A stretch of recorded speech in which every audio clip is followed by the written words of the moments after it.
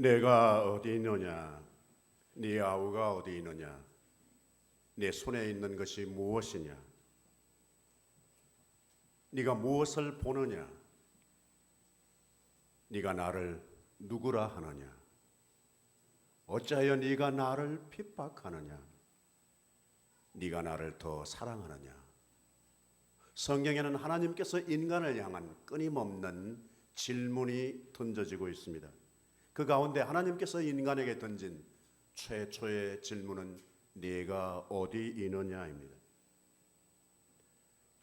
오늘 이 제목을 근거로 해서 우리 2015년 여러분의 개인의 삶, 그리고 우리 관계, 그리고 우리 신앙의 공동체의 근저로 삼고 싶은 것입니다. 개인이든지 가정이든지 교회든지 자세히 보면 생긴 문제의 요인은 의외로 있어야 할 것이 없는 것이 아니라 실력이 모자라서가 아니라 바로 자리를 이탈한, 제 자리를 벗어난 데서부터 서서히 문제가 생긴다, 그렇게 생각할 수 있습니다. 무엇이든지 제 자리에 놓이면 아름답지 않는 것이 없다는 밀레의 말처럼 추한 것도 그렇고 문제도 그렇고 파괴된 것도 제 자리에서 벗어났기 때문에 그때부터 시작되는 것이라고 여겨집니다. 네가 어디 있느냐, 이 말은 질문형 같지만 사실은 질문이 아니라 그것은 강력한 명령이 담겨져 있는 말입니다. 표청은 질문이지만 심청의 내용은 촉구하는 것이요 명령하는 것이라고 믿습니다. 네가 어디 있느냐 모르셔서 묻는 질문이 아니기 때문에 그렇습니다. 오늘 이 본문을 근거해서 신약과 구약에 있는 말씀 근거해서 몇 가지 차원에서 우리가 말씀을 묵상하고 또 우리 개인의 삶에 에너지가 되고 또 방향이 될 수 있을 줄로 믿습니다. 네가 어디 있느냐, 그 말은 다시 제자리를 찾아라, 제자리를 찾아라. 구어적인 표현으로 말하면 원위치해라. 네가 거기에 있을 곳이 아니다는 말씀을 담고 있습니다.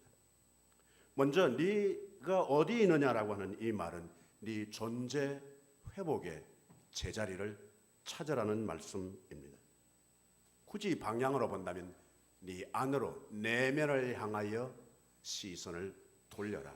도대체 네가 누구냐는 말씀입니다. 네가 어디 있느냐는 말은 다르게 말하면 넌 도대체 누구냐라고 하는 질문이 됩니다. 네가 누구냐라고 하는 질문은 구약과 연결해서 오히려 신약에 초점을 맞추고 싶습니다. 누가복음 15장은 여러분 잘 아시는 대로 찾는 이야기로 엮어져 있습니다. 세계를 찾는 이야기입니다.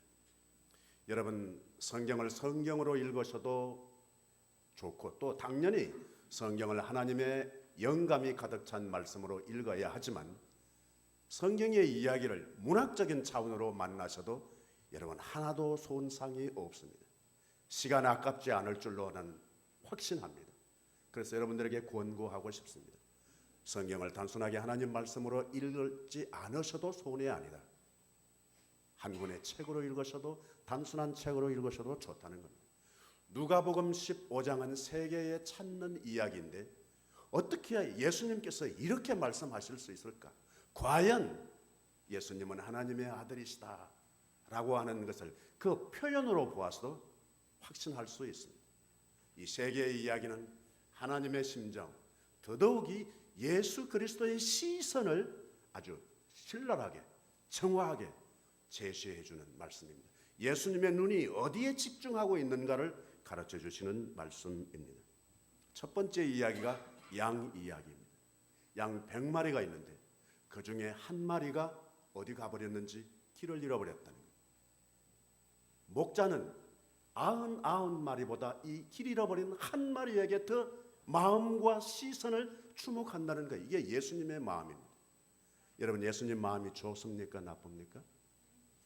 이의가 있습니다 하시는 분 없어요? 그렇게 여기셔야 되는데 여러분 99마리 대 한 마리하고 비중이 같다. 말이 안 되는 겁니다. 비경제적인 것입니다. 비합리적인 것입니다. 말도 안 되는 소리입니다. 열나야 할 소리입니다. 여러분, 이 적어도 누가복음 15장의 예수님의 마음만 여러분들이 공감하실 수 있다면 여러분은 아무것도 없어도, 아무것도 할 재주가 없어도 이 예수님 때문에 여러분들은 틀림없이 행복해질 수 있다고 믿습니다. 어떻게 99마리보다 길 잃어버린 한 마리가 더 예수님의 시야에 더 깊이 박혀 있을까? 어떻게 그 한 마리를 향해서 예수님의 마음이 활짝 열렸을까? 남아있는 99마리는 분한 노릇이죠. 모든 것을 파괴하고 싶은 심정일 겁니다. 만약 예수님이라 그러니까 여러분들이 뭐 예수님이 그렇다니까 할 수 없지, 그러실지 모르지만 만약 이 목사가 그렇다면 여러분 어떻게 하시겠어요? 어떻게 하시겠냐고. 원수지지. 인간 차별 하시겠습니까? 인간 대우 하시겠습니까? 말도 안 되는 소리야. 목사가 99마리보다 한 마리가 더 귀하다니. 목사도 아니야. 여러분 그러실 것 아닌가 싶은 생각을 합니다.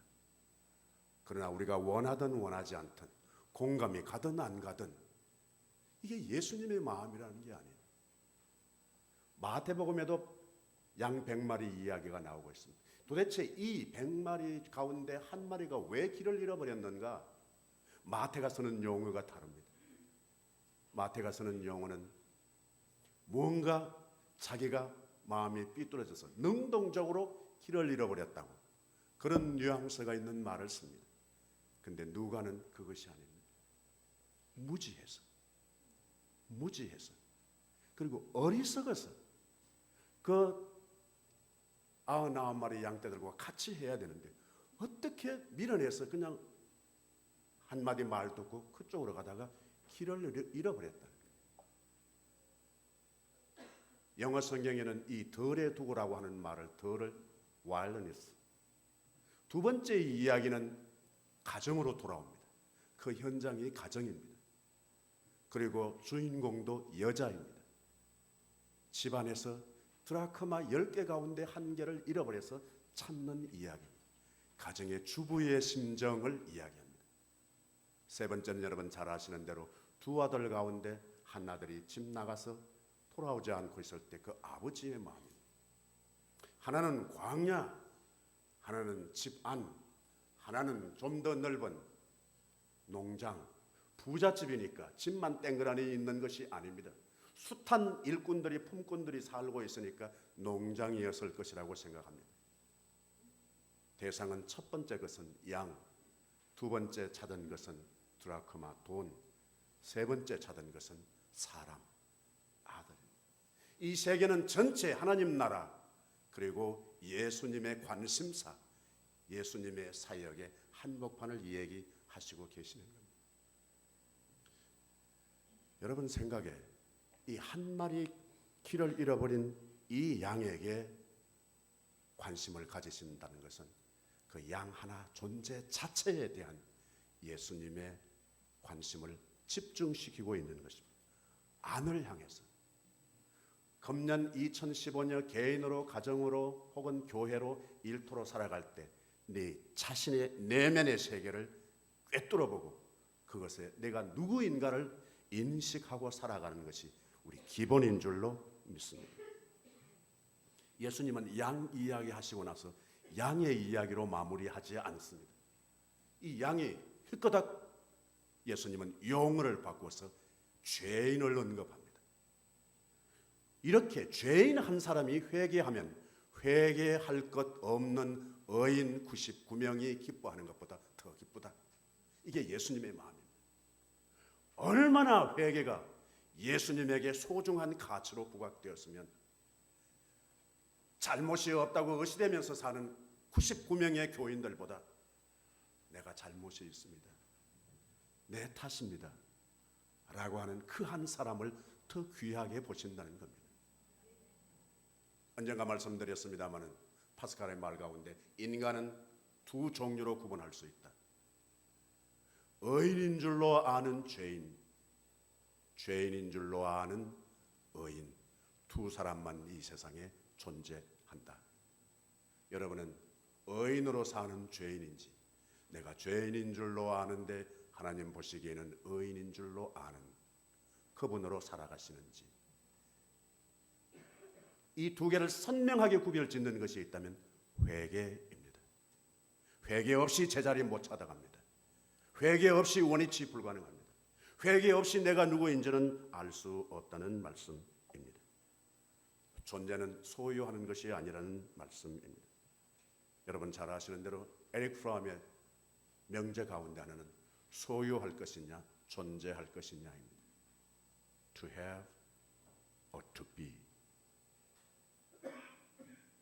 소유하는 것은 손에 쥘 수 있는 것만 소유하는 것이 아닙니다.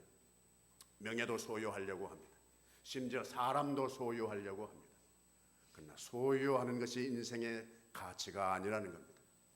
존재하는 것, 그냥 있는 그대로 현재에 존재하고 있는 그 자체가 가치라는 겁니다. 길섭에 있는 작은 꽃 하나, 그건 아무것도 소유하지 않습니다. 누가 보든지 말든지 그냥 때가 되면 그곳에서 앙증스럽게 밟으면 그냥 짓밟힐 그 모습으로 그냥 거기에 존재하고 있을 따름입니다. 누가 와서 나를 보아달라, 내 예쁘지, 그렇게 말하지 않습니다. 그러나 사람들이 스쳐 지나갈 때 적어도 의식이 있는 사람은, 행복한 사람은 그 꽃을 놓치지 않습니다. 허리를 굽힐 줄 압니다. 그 앞에 무릎을 꿇을 줄 압니다.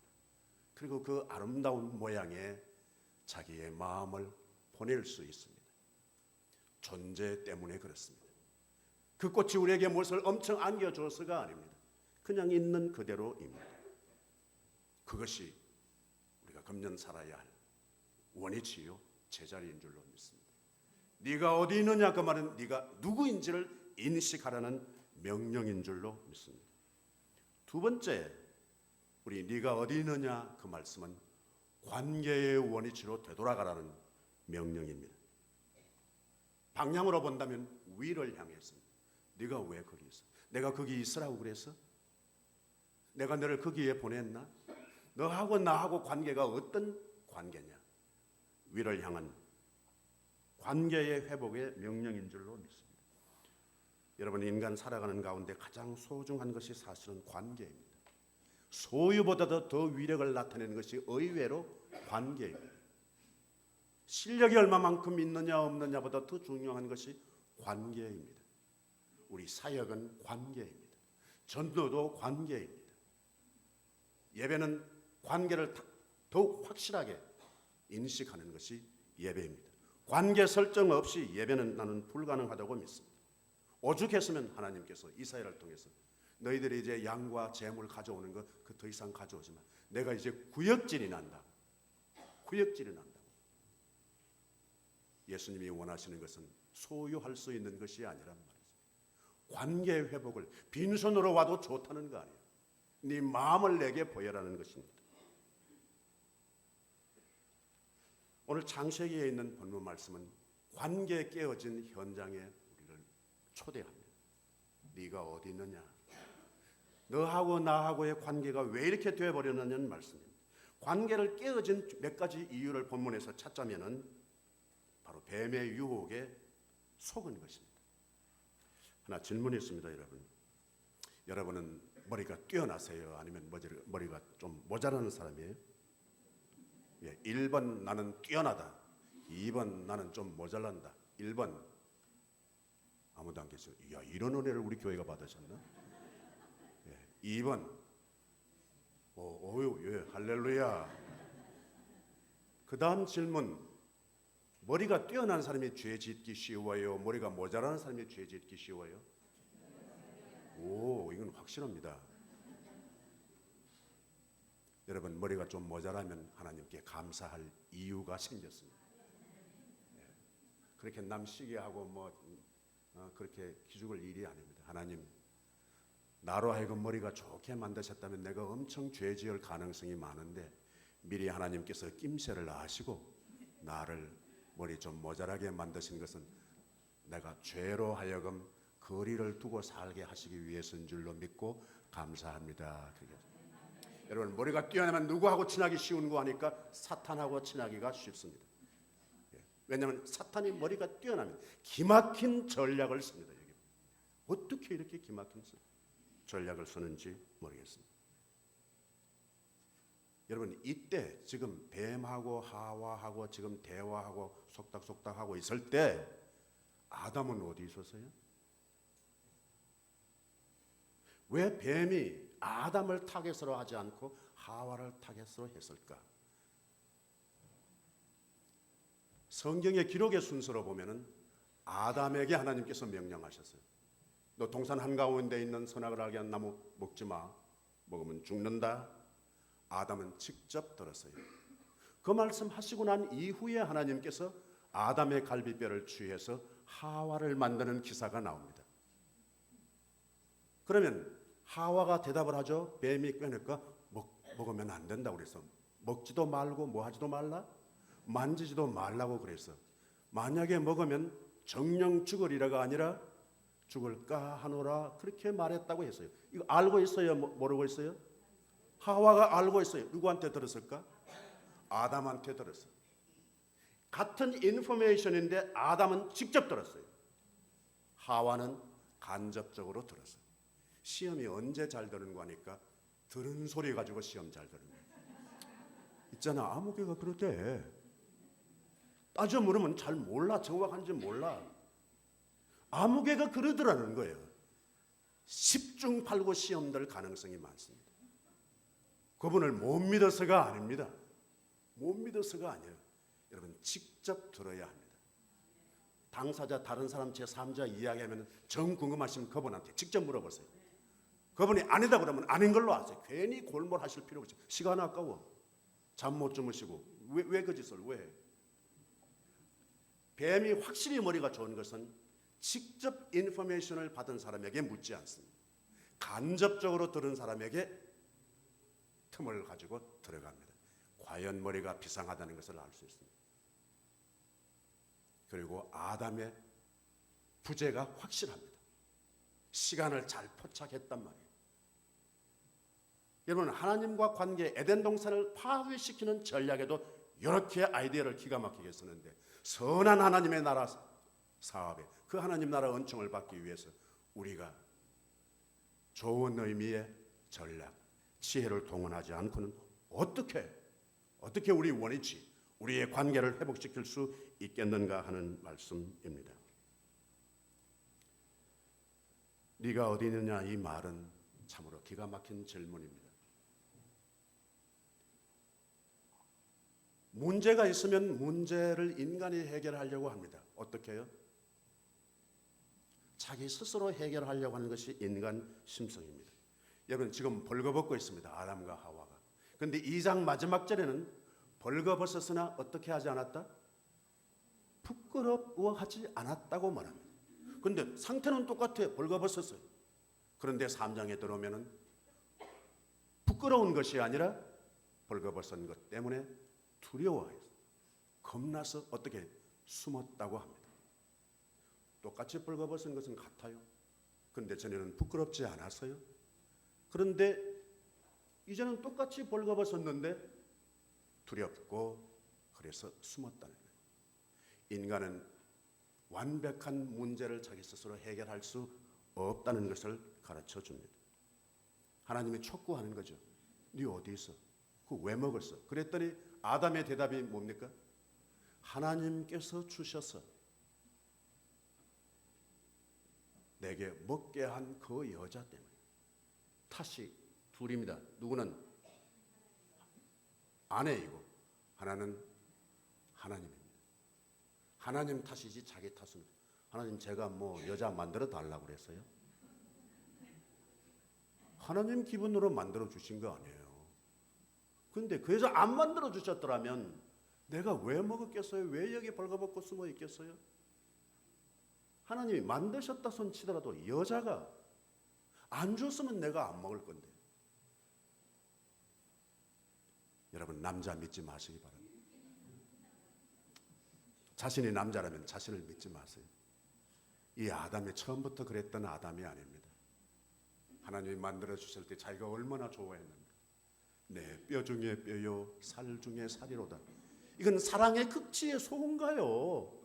그렇게 좋아했던 사람이 이제는 방해가 된 거예요. 여자 때문에 내 신세가 이렇게 되어버렸어요. 세상에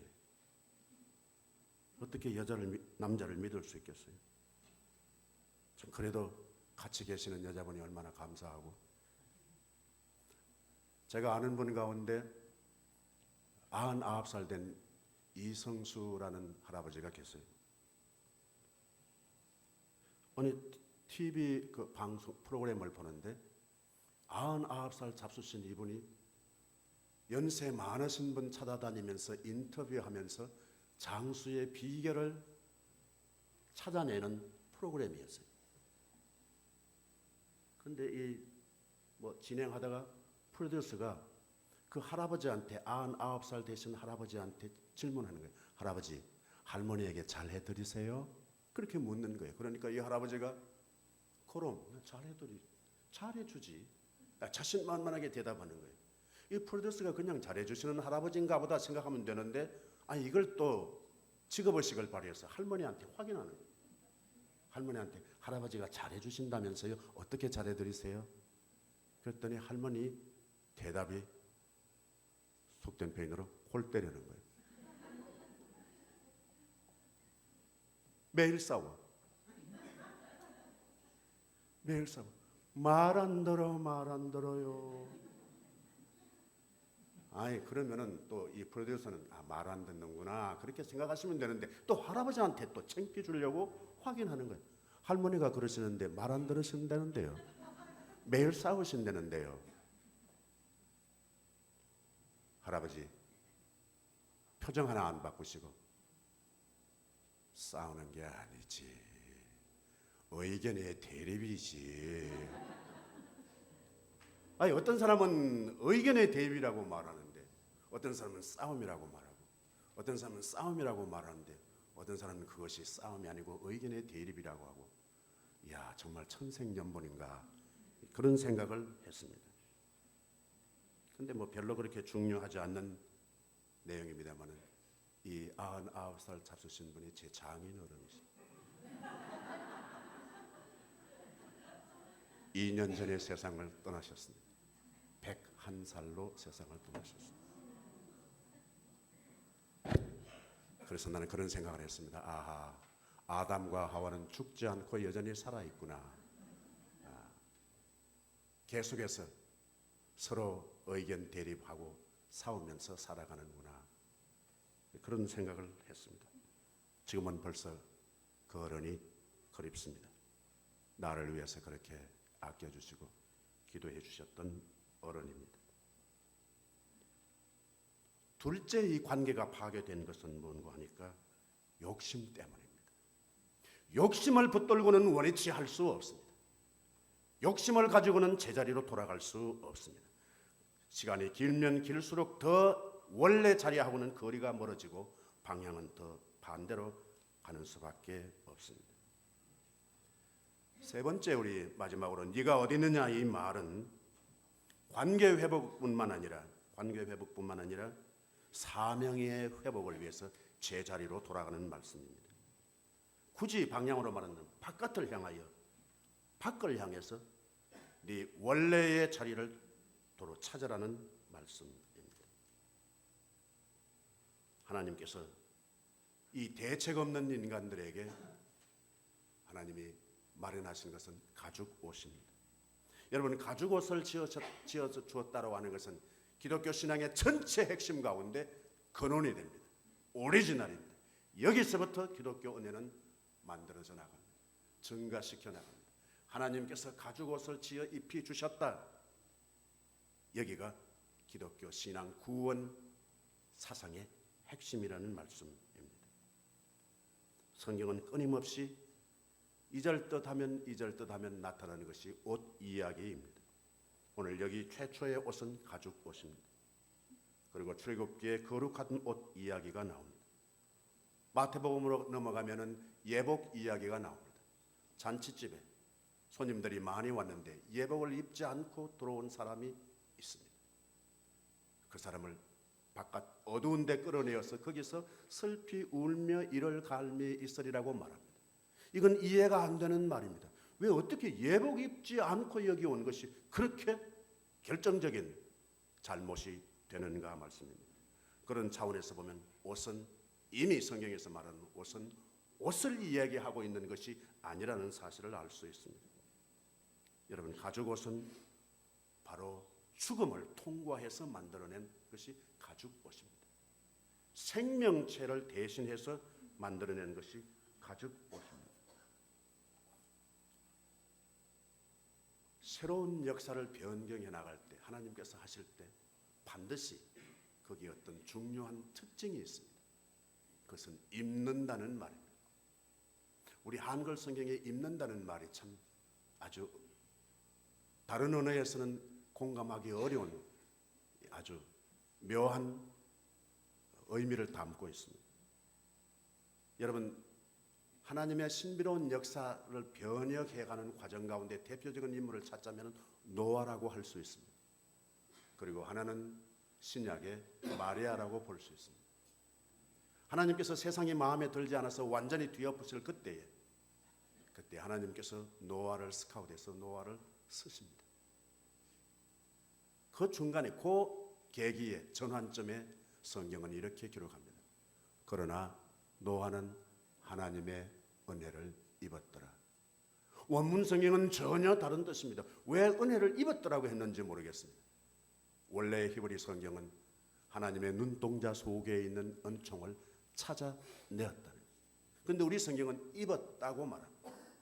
은혜를 입은 사람이 새로운 세계, 방주를 짓고 하나님의 구원사에 전멸받을 수밖에 없는 세상의 새로운 소망이 되는 것은 은혜를 입은 자여야 한다는 사실입니다. 사명도 중요하지만 사명보다 더 중요한 것은 그 사명의 원위치가 어디냐, 근거가 어디냐는 겁니다. 은혜를 입는 것으로 출발해야 그것이 제자리라는 겁니다. 은혜 입지 않고 사명 감당한다. 그러면 불편 생기기 쉽습니다. 문제 생기기 쉽습니다. 깨어지기 쉽습니다. 상처받기 쉽습니다. 파멸되기 쉽다는 말씀입니다.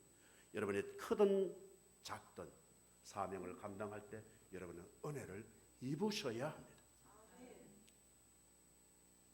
하나님께서 천사를 통해서 마리아에게 말씀이 육신이 되는 그 공간을 빌려달라고 좀 사용하자고 말할 때 그때 그 임무 이전에 주시는 말씀이 있습니다. 마리아야, 두려워하지 말라. 은혜를 입은 자여, 너는 은혜를 입었느니라. 그 확신시켜 주시고 난 이후에 마리아로서는 감당하기 어려운 처녀의 몸으로 아기를 출산하는 사명을 받습니다. 사명 받고 난 이후에 은혜 주시는 것과는 다른 의미입니다. 은혜가 먼저입니다. 나는 은혜 받은 사람이야. 확신하고 난 이후에 사명을 감당할 수 있다는 겁니다. 원위치 했습니다. 도대체 그러면 원위치가 어디야? 원위치가 어디야? 공간적인 원위치가 아닙니다. 공간적인 원위치는 에덴 동산이라고 할 수 있습니다. 우리는 원위치하기 위해서 에덴 동산으로 돌아가야 된다는 말이 아닙니다. 시간적으로 과거로 돌아가자는 말도 아닙니다. 옛날이 좋아서 옛날로 되돌아가. 소시절이 좋았지. 소시절로 돌아가는 것이 원위치의 의미가 아니란 말씀입니다. 그것을 전제하고서 네가 어디 있느냐 물으신 것이 아니라는 말씀입니다. 원위치의 오리지널은 하나님께서 보시기에 좋았더라. 그 현장이 바로 돌아가야 할 곳입니다. 더 구체적으로는 가죽 옷 안입니다. 가죽 옷 안이 우리가 돌아가야 할 원위치입니다. 가죽 옷은 은혜의 옷입니다.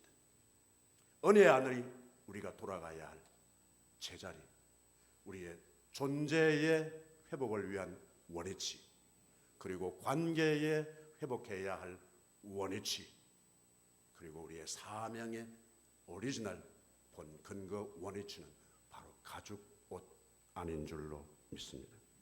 나의 청춘, 여러분들의 탤런트, 여러분들의 직분, 여러분들의 기도, 여러분들의 비전, 우리 베빌 한인 장로 교회의 원위치는 가죽 옷 안인 줄로 믿습니다. 내 청춘, 내 탤런트, 내 직분, 내 비전, 우리 교회, 그것은 바로 가죽 옷 속으로 가는 것이 주께서 네가 어디 있느냐? 그리고 바로 그 가죽옷 안에 은총 속에 원위치 하기를 명령하시는 뜻입니다. 여러분 2015년 우리가 얼마만큼 사용할지 모릅니다. 중간에 우리가 이 2015년이라는 책을 덮어버릴지 모르겠습니다. 좋으면 끝까지 갈지 모릅니다. 사실은 얼마만큼 2015년을 쓰느냐가 중요한 것이 아닙니다. 3분의 1을 써도 괜찮다고 봅니다. 반을 쓰고 책을 덮어도 괜찮다고 봅니다. 중요한 것은 제자리에 있을 때 덮는다면 그것은 부끄러운 것이 아닌 줄로 믿습니다.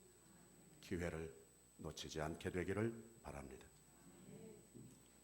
여호와 우리 아버지 하나님, 이 한 해 첫 발을 내디디면서 주께서 물으신 그 질문을 우리가 가슴에 품습니다. 우리가 돌아가야 할 곳, 우리가 회복해야 할 사명의 제자리, 관계의 제자리, 내 존재의 제자리를 잃지 않게 하옵소서. 예수님 이름으로 기도하옵나이다. 아멘.